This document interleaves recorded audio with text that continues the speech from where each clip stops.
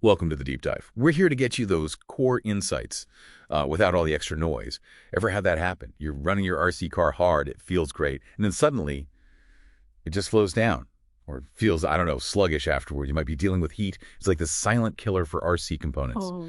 Today, we're really diving into cooling your ride, how to keep it fast, how to make it last longer. Okay, so we push these things, right, and heat, it always comes up. But why is it such a big deal? Like, what's really going on besides maybe temporary shutdown? Well, it's more than just temporary. The real worry is irreversible damage. Think about your motor magnets. If they get too hot past their Curie point, they permanently lose magnetism. Permanently, wow. Yeah, you literally bake the power out of them. No going back.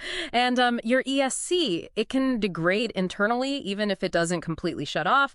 Batteries lose capacity faster, servos can fade. It's really about protecting the long-term health and performance of your gear. Okay, so how do you know if your car's got a heat problem? How do you find these hot spots before things get permanently damaged? I remember thinking, oh, I'll just touch it. Bad idea. Nearly burned my finger on a motor once. Yeah, don't do that. The best tool, really, is an infrared temperature gun, an IR gun. Okay. Pointed at the motor, the ESC.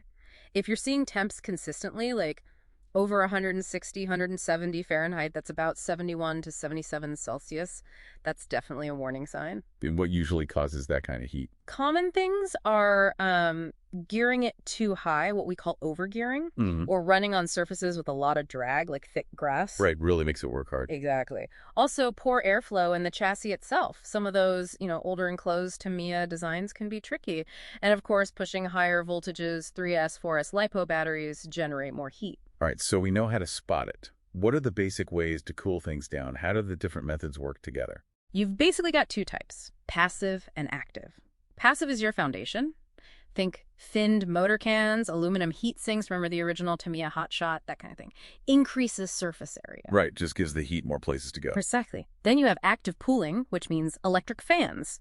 These force a lot more air across those heat sinks, or directly onto the motor, or ESC. That forced air movement, forced convection, is way, way more effective than just letting air drift past naturally. So they work together. Absolutely. It's a synergy. The heatsink pulls the heat out, the fan blows it away. Think of cooling as a proactive upgrade. It lets you push the limits further. Okay, got the fan. Now, powering it, this is where it gets interesting, right?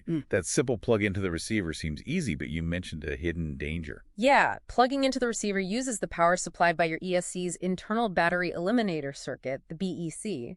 The main risk there is overloading that BEC. Overloading it? What happens then? You can get voltage drops. Brownouts. This can cause your steering or throttle to glitch, momentarily lose control, or sometimes complete loss of control. So we generally only suggest that for standard low power fans if you're not also running high torque servos that draw a lot of power. A potential total loss of control just from plugging in a fan. Okay, that's serious. What about skipping the receiver and wiring straight to the main battery, going direct to the source?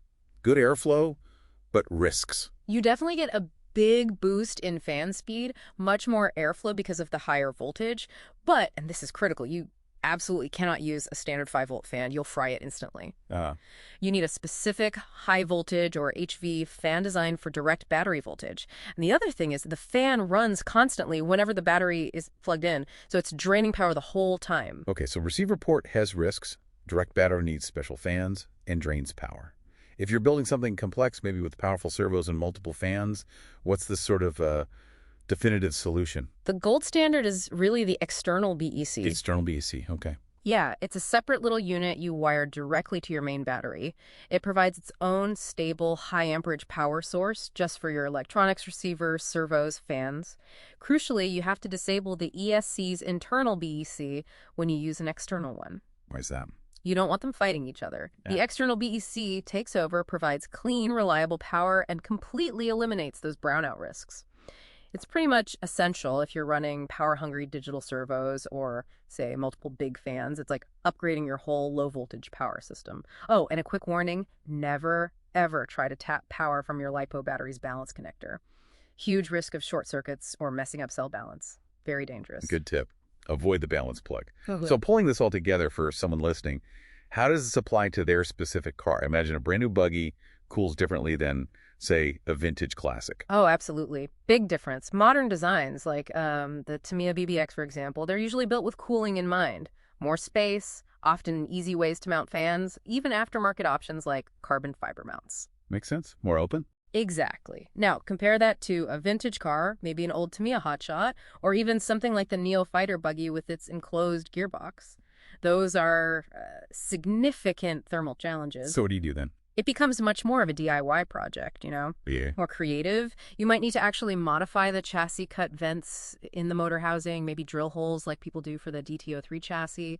Sometimes you adapt parts like fitting a heat sink meant for a DTO2 onto that DTO3, or even 3D printing custom air ducts. You kind of become a bit of an engineer, figuring out how to retrofit modern cooling onto older designs, bridging that gap. Right, it's part of the hobby itself. Okay, let's wrap this up.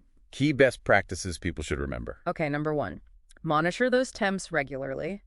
Use that IR gun. Check often. Got it. Always use thermal paste or a thermal pad between the motor and any heat sink you add. That ensures good heat transfer. Don't just clamp metal on metal. Right. Make sure your fan is blowing onto the hot component, not trying to suck air away. You want direct airflow. Secure your wiring, protect it so it doesn't get snagged or short out. And always know the voltage limits of your fan and your power source. Don't mix them up. Solid advice. Yeah. Any final recommendations based on maybe someone's experience level? Yeah, we can give some tiered suggestions for you listening. If you're a beginner or just bashing around casually, a simple 30mm fan plugged into the receiver is probably fine. Keep it simple. Okay. If you're upgrading a bit more, maybe running higher voltage, consider an HV fan wired directly to the battery for max airflow. But, and this is important if you're also using strong digital servos, strongly consider adding an external BEC. So intermediate level HV fan, Right. but think hard about that external BEC if servos are involved. Correct. And then for the advanced builders, the racers, the enthusiasts pushing the limits, an external BEC is basically mandatory. That gives you rock-solid reliability unless you confidently run things like dual 40mm fans powered straight from the BEC's clean output. Excellent breakdown. So I guess the final thought here is cooling isn't just some optional add-on you bolt on later. It's really fundamental to building a high-performance RC car, right? It dictates how hard you can run it, how long it'll last, and ultimately protects that investment you've made in your machine.